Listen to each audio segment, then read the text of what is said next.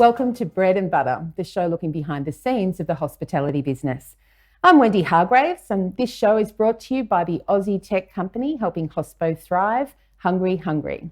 It's a huge show today with some very special guests, including TV chef Gary Mehigan, gun Vietnamese chef Jerry Mai, and barbecue guru Mike Patrick. But first, let's look at this week's hospitality news. Melbourne's restaurant and cafe owners have continued their campaign to reopen, presenting Premier Daniel Andrews with a detailed blueprint for COVID normal dining. The Restaurant and Caterers Association is counting on government backing to enforce the plan, which includes keeping the names and contact details of everyone they serve for 28 days, among a raft of other rules. Bread and Butter has also learned that hospitality insiders are working on a gold standard accreditation layer over and above the industry group's COVID safe plan before government. This accreditation would only be given to venues who meet extra health benchmarks, including COVID testing, contact tracing, contactless delivery and ordering, and mental health plans for staff, along with monthly microbial fogging. This would allow them to display a gold tick logo. So stay tuned to see what happens with that. Yesterday, Daniel Andrews rejected the industry's push for indoor dining, saying indoor environments were 20 times more dangerous for viral infection than outdoor environments. Mr. Andrews is pushing for outdoor dining from October 19, but indoor dining won't be allowed until Victoria has recorded 0 COVID cases for 2 weeks running. This has outraged some of Melbourne's best-known restaurateurs, hoteliers and cafe owners who say outdoor tables won't raise enough money to warrant reopening. But under current lockdown rules, Melburnians can still have picnics. 5 people from 2 households can gather in public parks, and this weekend's 27-degree forecast means the picnic catering market is booming. One South Yarra restaurateur isn't just selling lush French picnic boxes. Entrecôte's Jason Jones is also renting tables and chairs for diners to use in the Royal Botanic Gardens across the road from his French bistro. A single table, 2 chairs and a white tablecloth will set you back $25 for 2 hours. That's on top of the $84.90 for Entrecôte's Très Posh picnic. Getting quick low because the table sets are almost booked out. In more good news overnight, a Brunswick pizza restaurant was named Best Pizzeria Outside Italy. Johnny Di Francesco's 400 Gradi also won Best Pizzeria in Oceania for a 3rd year in a row. Johnny joins me now on Bread and Butter. Welcome, Johnny. Hi, Wendy. How are you? Good. You just found out this morning. How have you celebrated? I had a short black at about 6 o'clock in the morning and then went straight to work. Oh, look, this is fantastic news. Look, I know you're really busy right now. I just wanted to make sure that you knew that we all think you're fabulous, and I hope you do something to celebrate being the best pizza outside of Italy. Thank you. No, thank you. I really appreciate it. And you know what? Some good news was required, especially with all my staff putting in so much effort and sort of giving this award is part of all of us, and it's I think made them realize that even through the tough times, we're still pushing forward and trying to do the best we possibly can with the situation. Well, congratulations again, Johnny. If you want to taste Johnny's amazing Napoli-style pizza, just Google 400 Gradi and he'll deliver it to your door. Thanks, Johnny. Now to one of the world's most watched chefs, a man who's been cooking on Australian television since the last century, co-hosting shows like Good Chef, Bad Chef, Boys Weekend, among others, before making television history with a triumphant 12-year run on MasterChef. Of course, I'm talking about Gary Mehigan, and he joins me now. Welcome to Bread and Butter, Gary. Thank you very much. Thanks for having me on. Last century, I feel old enough as it is. Isn't it? It's a pretty impressive don't stat. Start that. Well, I've been a journo since the last century, so we can be old together. So you're okay. So where are you now, Gary? Where are you now? I'm actually on the Mornington Peninsula, so I'm in Mainridge. We've got a place down here, and we actually got caught down here, which is a nice place to be caught. On the second lockdown, we were having some renovations done at our house in Melbourne, and been living in the country life, which has been lovely. Now, I'm told you've even got a veggie patch and you're planting lots of stuff down there. You're turning into a farmer. Yeah, look, I'm edging towards my retirement, aren't I? I'm 53, so that whole Ah, point no, no, of no, no, no, no. You moving on. can't be saying that. No, it's you know what it is. It's we all three of us, on MasterChef were on this whirlwind of a you know not it's not even a television show. It's almost like a lifestyle. So many people around the world loved it, and I just wanted to slow down a bit, and I don't mean slow down totally. I just mean have more time to do what I want to do. And so yeah, I planted a whole lot of fruit trees, and I've got a veggie garden going. It's all very junior at the moment, and I'm having lots of failure, which apparently is a gardening norm. You got to experiment. Bit like the sourdough, huh? Yeah, exactly. Well, sourdough for me, and it's quite funny during lockdown what everybody's been revisiting, whether it's babka or canapé or sourdough. That's some of those skills are a revisit from stuff that I haven't done for years, like cooking sourdough in a restaurant doesn't happen a lot. We use bakers. So yeah, it's been quite an interesting part of my lockdown experience. Now, you've spent a lot of time traveling, particularly in India, where you've got your own TV shows over there. So, and you've described Yeah. yourself as the ultimate food tourist. So, how are you coping with being stuck at Main Ridge? It's a nightmare. Well, I mean, I shouldn't say that. People are saying, "Hang on a minute," it's pretty good. I think, for a foodie, and we're obviously all foodies, tuning into this, but travel is the essential experience. Just it's not just pleasure, but gathering information. It's one of the great privileges in life. And as a young chef, when I rewind 30 years, I was ostracized in the dungeon of the first kitchen I worked in, and I was like that for many years. So the idea of travel and breaking down the borders and discovering things that are completely new is one of the great thrills in life. So yeah, it's driving me crazy. This year I was supposed to go to Japan, Sri Lanka, back to India, and back to the UK. So it's been different, like for many of us, but it's part of my job, so it makes it extra hard. Yeah, well, look, of course, it's been devastating for Australia's Yeah. hospitality industry, but particularly in Melbourne, though, where we're still in lockdown. What are you hearing from your Yeah. friends in restaurants and cafes? I think everybody's putting a brave face on it, to be honest. Just listening to the news and how people are, looking at the option of outdoor dining and how they can make their businesses work. I mean, these are acts. I don't want to speak on behalf of everybody, and I don't have restaurants anymore, thank goodness.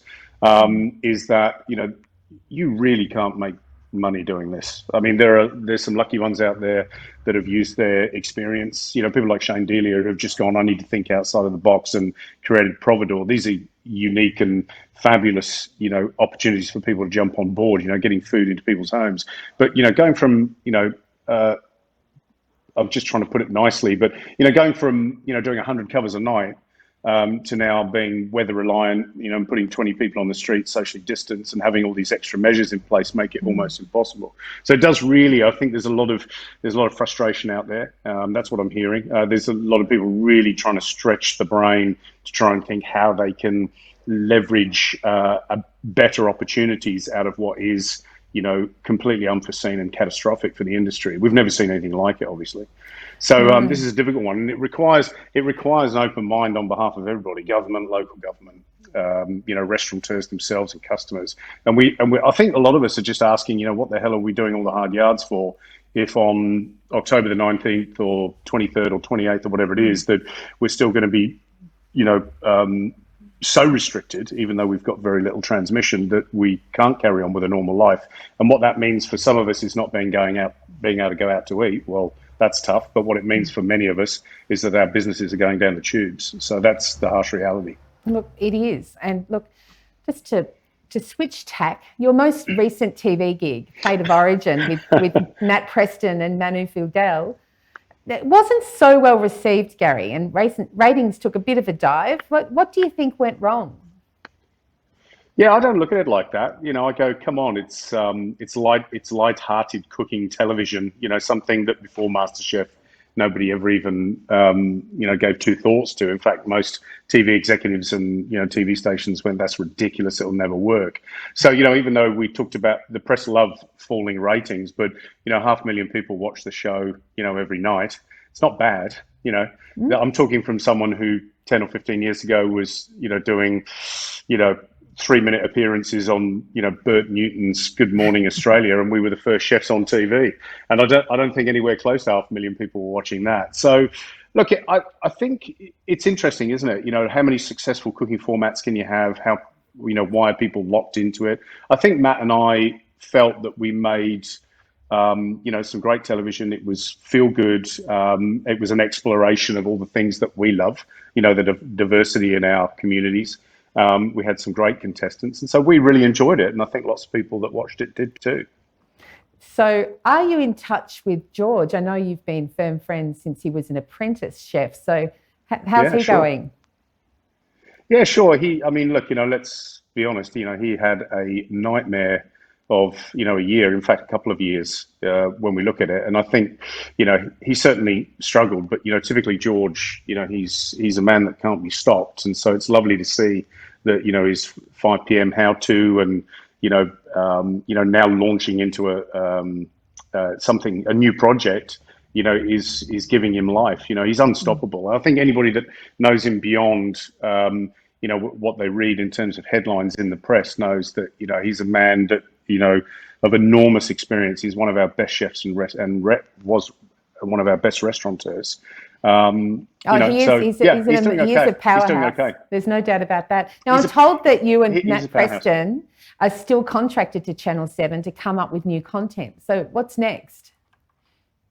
Yeah, no, one of the reasons the only reason we moved to 7 was to make our own food programming. We just wanted to do something different. We've got about 4 or 5 concepts, pitched and, kind of ready to go. And one in particular that we're hoping is going to make, primetime television next year. So that's where all the effort's going. But anybody that's in TV will tell you it's not so easy. So we've got a few full pack positions, but we've been working very hard to get something that is a little different, and that unlike Plate of Origin, where I think it's competition television that people were relating to MKR and MasterChef. That one idea in particular is very different. So that's what we're hanging our hats on. So you're just about to release a book for Weight Watchers, and you have a podcast which brings in some great talent from the food world.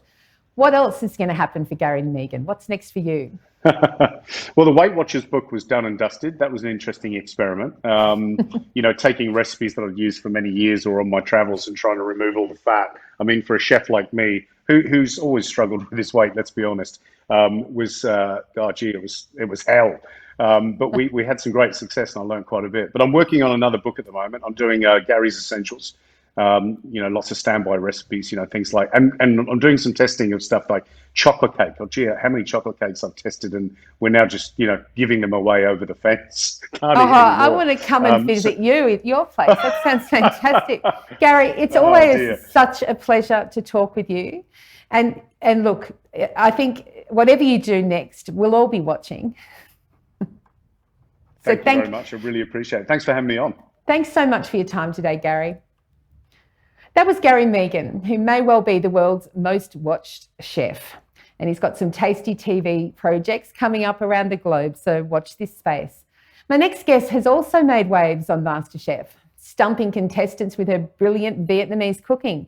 I'm talking about the chef behind Phnom, Annam and Bia Hoi in Glen Waverley, the indefatigable Jerry Mai. And she joins me now. Thanks for taking time out of your crazy day, Jerry. Hi, Wendy. Now, what a year, hey? What a year. I know. Who expected this? Who expected to be locked indoors for 6, 7, how many months now? I've lost count after 6 months. What day is it anyway? I don't know. I don't know. So what you've just decided to reopen your business after having a Rona hiatus for a couple of months. How's that going? Look, it was the decision that we made because our staff, they weren't feeling comfortable coming to work, and we had to look after our staff. So we just took a little break, and it was really nice. I mean, I have to say, with all businesses aside, personally and for my family, it was fantastic. I have a 2.5, nearly 3-year-old, and for the first bit of his life, I was working, 80 hours, 90 hours a week, and really never got to see him. And now, I'm actually enjoying the time with him. Well, that's one of the silver linings for the hospitality industry, that you've been able to reopen under your own terms and work days and deliver food in a time that suits you. If you found that quite revolutionary, not being chained to a stove for 80 hours a week? Oh, look, it's been fantastic. Now we set the guidelines of which days we want to open, how we want to do our food, how our food's going to be delivered and presented, and all that stuff. It's a nice change, you know. Yeah. So you've got a relatively new restaurant in Glen Waverley, which sets you up really well for delivery right around Melbourne. But what about your CBD restaurants, Annam and Annam? Do you think that the CBD is ever going to recover? Look, I think the CBD is in a lot of trouble, and that's why we've been having a lot of discussions with our colleagues that are in the CBD. And, our fear is that officers will soon realise that they don't need, 5,000 square metres in an office anymore. They realise that they can have part of their workforce at home. And what does that mean for the lunchtime trade? For like Fernam, it's a QSR. People come and grab something to eat, go back to the office. It's healthy, it's cheap. I'm concerned about the landscape of how the CBD is going to look, and then the recovery time. We're all waiting now it doesn't matter when you say restaurants can open on the 19th or whatever, because the CBD relies heavily on shopping foot traffic, people going and workers in the CBD. And until the government says you can go back to work, the CBD will be in a lot of trouble for a very long time. What do you think of the state government and City of Melbourne plan to reclaim laneways and put more outdoor dining in the CBD? I think it's great. I think they should have done that years ago. They shouldn't have waited for a pandemic to do that. However, I just received a letter from the City of Melbourne asking for my food at registration payments to be made. Ouch. And they were very nice, though. They gave me a 25% discount. So instead of being about $800, now it's $570, I think. It was very nice of them. Yeah, well, see, that's the sort of thing that just should be waived if you can't make any money at all on your business in the CBD at the moment. Well, most of the other councils have waived that cost, except for Melbourne CBD. Well, hopefully someone from the City of Melbourne is watching the show today and they do something about it. Yeah. So what's next for Jerry Mai? Tell us what you've got planned. I mean, you're busy doing amazing home-style deliveries through Beahoy out in Glen Waverley, which is like, 20, 30-kilometre delivery zone, which is fantastic. Yep. So what are you ready for? I know you've always got a plan up your sleeve. Look, you know what? At the moment, I'm really enjoying cooking home food, food that I love cooking when I'm at home or when I go to my mum's house, stuff that we can never put in a restaurant because not many people really order it. But, we've had some really good feedback in the takeaway boxes and things like that, where they said these are not dishes that they would actually order, but it's delicious and it's been really good. So I'm really enjoying cooking that. And if you follow my Instagram, I've been cooking a lot of that at home during these lockdown anyway. So to actually it's been fantastic. It's been heaps of fun.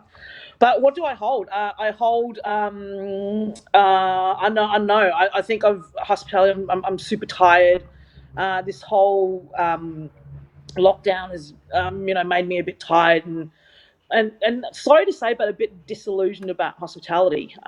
In the fact that we haven't really come together. And really, rallied and represented the industry. Where we've got groups of people making different noises and throwing different things at the government. I think we need to be a little bit more uniform, with one voice to come together and going, exactly, this is what we want. I mean, Ronnie DiStasio, I thought his open letter was fantastic. That's Ronnie DiStasio. Yeah. And that's him laying out the 5 things that he wants to see change in the industry. I think we need to be more concise. We need to be more unified in what we're doing. We're talking about outdoor dining. I think it's fantastic. I don't know why we haven't done it years ago. Probably today's not a very good example of it. But we get given something and people start complaining about it. I've been in hospitality for so long that you give me lemons, I'll make a lemonade. I won't ask for an orange. Yeah. So It's a good way to be. Give me Yeah. one more silver lining out of the Rona. What else have you been able to enjoy or change in your business? Look, I think it goes back to like those 80 hours, and I want to do that. I want to make staff to be able to look after that and not do that. And I'm toying with the idea of going overseas. I think I'm going to Vietnam. I'm toying with that idea very, very much. Well, when you do that, make it a tour group, and I'm signing up to go and eat my way through Vietnam with you, Jerry. Thank you. Look, it's been such a pleasure to talk to you today. It's always great to hear your take on things. I'm looking forward to trying the Bia Hoi family box. It's inspired by your mum's cooking, which just sounds fantastic. Yeah. So thanks so much for joining us today, Jerry. Thank you, Wendy. Okay, that was Jerry Mai, the owner and executive chef at Bia Hoi, Phở Nom and Annam. Now from Vietnamese with a twist to American barbecue with all the trimmings. My next guest is one of Australia's most entrepreneurial barbecue aficionados, the executive chef and co-owner of Fancy Hanks in Melbourne, Mike Patrick. Welcome to Bread and Butter, Mike. Awesome. Thanks for having me on today, Wendy. Oh, it's my pleasure. Now, you're always coming up with new ways for us to enjoy American barbecue. Now that we're all in lockdown, and you're especially in lockdown being in the CBD with absolutely nobody around, you must have a bit of extra time for your creative streak to go into overdrive. So tell us what you've been up to. Yeah, look, it has been pretty tough in the city. It's as Jerry was just saying, there's not much going on, no people here, but we're trying to use the time to really develop, I don't know, just some other interesting bits and pieces. So we're working on a lot of barbecue sauces and condiments and some canned cocktails and some fun stuff. Now, is it true that you've set up a benchtop canning machine at your restaurant? Yeah, yes, it is. Yeah. We've got a little benchtop canner. We've laid out all the tables with a bit of a production line, and turning it into a manufacturing warehouse. I don't know. You got to do what you got to do. Well, that's so true. But I have to say, I don't know if I'm terrified or elated to hear that you've started canning wine coolers. Why not? Basically, we bought a can and we thought we'll put anything in it that we can think of and put it to market and see what happens. And yeah, a bit of inspiration behind the old West Coast cooler. Some really cool wine spritz type cocktails in a can. And yeah, look, I don't know.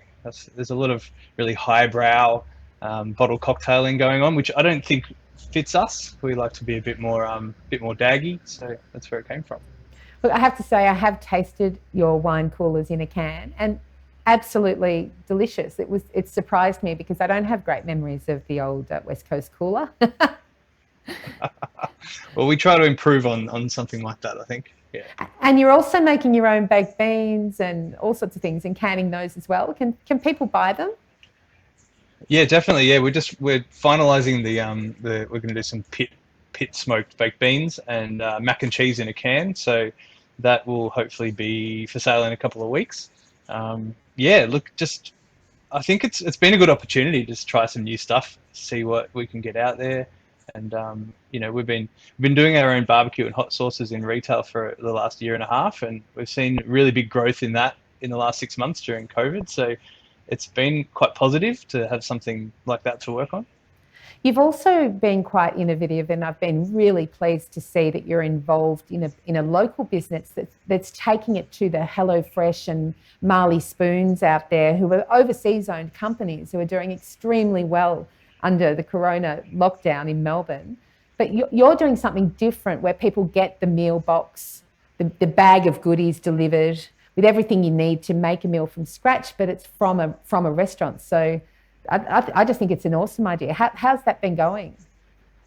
It's been going really well. Yeah, it's been probably a month with make-out meals, and it's been picked up quite surprising actually how many people have been buying it. So it's just a fun way of doing, I guess, being able to cook at home, but then and having those little extra bits and pieces like the smoked meats, which is maybe it's a bit hard to do a 16-hour smoked brisket at home, but we can provide that part of it. and then the recipe, and we're working on some video content as well, which has been really fun. Yeah. Now, I have to say, you've got one of the best spots in Melbourne to sit and dine, overlooking the plane trees on Burke Street through some beautiful old windows, which have been coming up on during this interview. Now, it must be just awful seeing it completely quiet at that top end of Burke Street. What's it been like? Yeah, it's been really hard.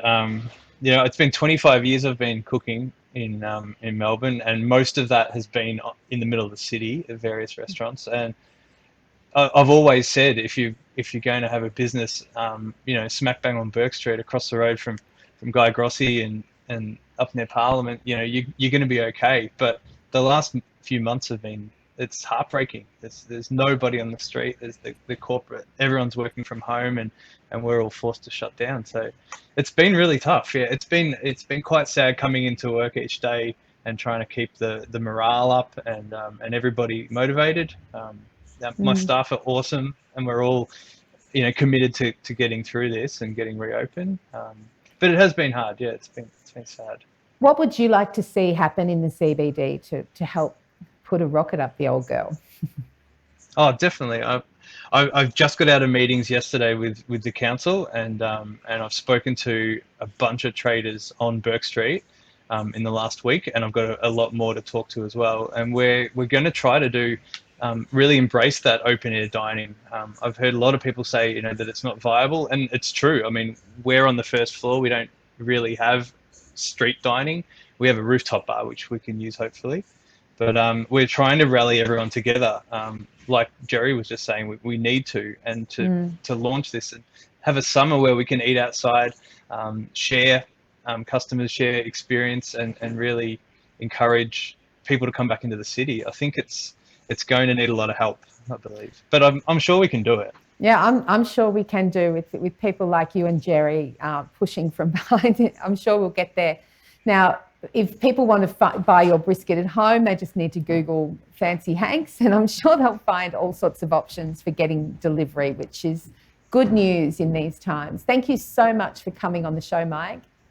No worries. Thanks for having me. It was my pleasure. That was Mike Patrick, co-owner of Fancy Hanks in Burke Street, Melbourne. You've been watching Bread and Butter, brought to you by HungryHungry.